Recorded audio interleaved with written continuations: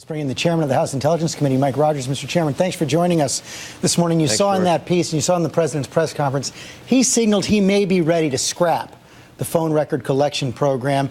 If he does, how hard will you fight, and can you prevail? Well, perspective is important here, George. If you think about where we are and what the panel did, which was dominated by law professors, well, they basically said the information is important, but where we keep it may be up for debate. So that's I think a very important milestone for those who saw this as devastating to the NSA. I disagree. Basically, what they said was this information is a vital part of our counterterrorism effort to keep Americans safe. We just don't think that they should collect it in a very safe place, in a vault, if you will, with the NSA. We think we should spread it back across the phone companies and have the government mandate.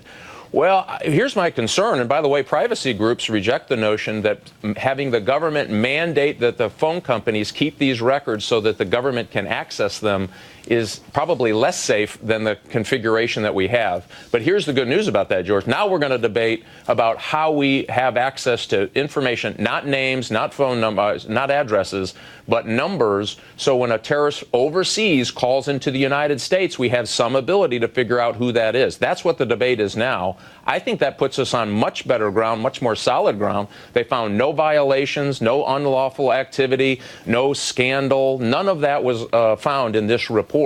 But what they said is maybe it shouldn't be with the government. Maybe it should be mandated by the government, that it's held by the private companies. And I think that's a very different debate, and a debate I think we should have, and it's probably a good one. I'm reluctant because I think it opens it up to more privacy violations when the companies hold it. They don't have somebody directly controlling that information. That's not their job. Their job is to provide service.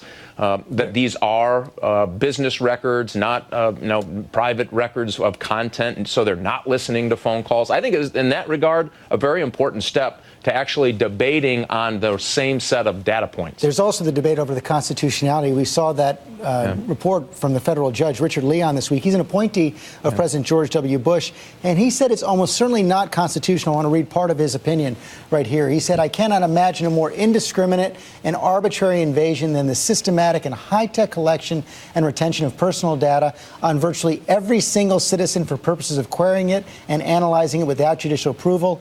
Surely such a program infringes on that degree of privacy that the founders enshrined in the Fourth Amendment." Your response?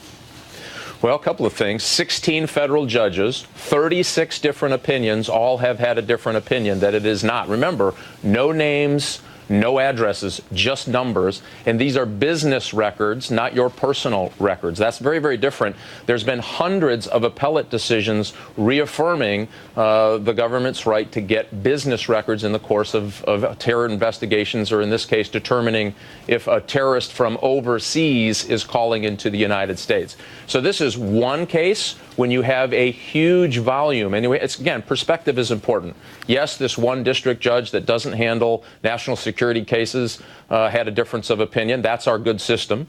But it is he set aside his own decision, as he said, likely to be overturned because of the sheer volume and body of federal judges who have already reviewed this. As late as last July, by the way, or as early as last July, reaffirmed the fact that this program is legal. It does meet the constitutional test, does meet Fourth Amendment tests, and should continue in the face of the threats to the United States. I think that's important. How about this question about amnesty for Edward Snowden? The senior NSA analyst who's heading the Snowden task force, Rick Leggett, we saw him on 60 Minutes this week saying it should be considered. Take a look. So my personal view is, yes, it's worth having a conversation about. I would need assurances that the remainder of the data could be secured, and my bar for those assurances would be very high. It would be more than just an assertion on his part.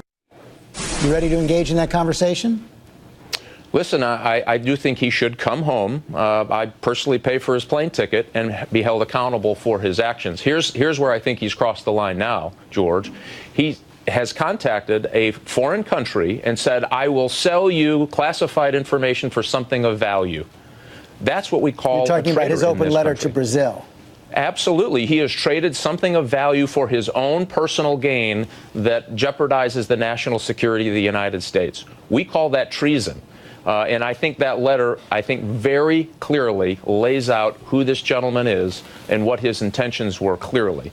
And so would I like him to come back? He should come back. He didn't use any of the whistleblower protection avenues laid out before him. None. Zero. He went to the press, then he went to the bastion of internet freedom, China, and then Russia, to lay claims that, by the way, this individual report dominated by law professors just said there was no scandal, no surveillance under the 215 program. All of the things that he's been saying have, I think, been repudiated by this report. Finally, all of that, I think we need to take into consideration. Finally, you've warned that the terror threat may be increasing again, Al-Qaeda on the rise again, and we know that they have targeted the Christmas season before. Do you have any more reason to be especially concerned right now? Is the threat level going up around this holiday season?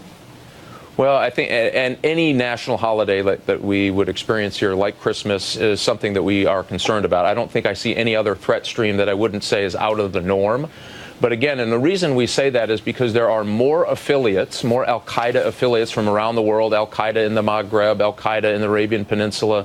You have al-Shabaab now claiming some al-Qaeda affiliate, Sharia in Libya. All of these groups want to have and have the aspiration to commit acts of violence against Westerners in the United States. That's why this threat has grown, and we have more chances to miss something, and we have just less opportunity not to pay attention to every single clue we can find to make sure that we protect the citizens of the United States. And by the way, we can do that in a way that protects privacy and civil liberties, but you have to be arguing about the same sets of data points. And I would hope that this report stops this inflammatory language of surveillance and scandal and devastating. None of that, this report, I think, concluded was true.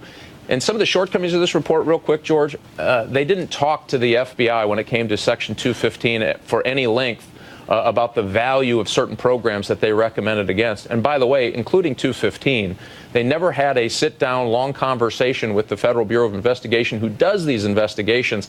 That's an unfortunate shortcoming in this report. And we'll be, I think, talking about that in the days ahead. Some good things in this report, some things that are concerning in this report, recommendations of things that the government should do that they are already doing, and things that the government shouldn't do that they're not doing.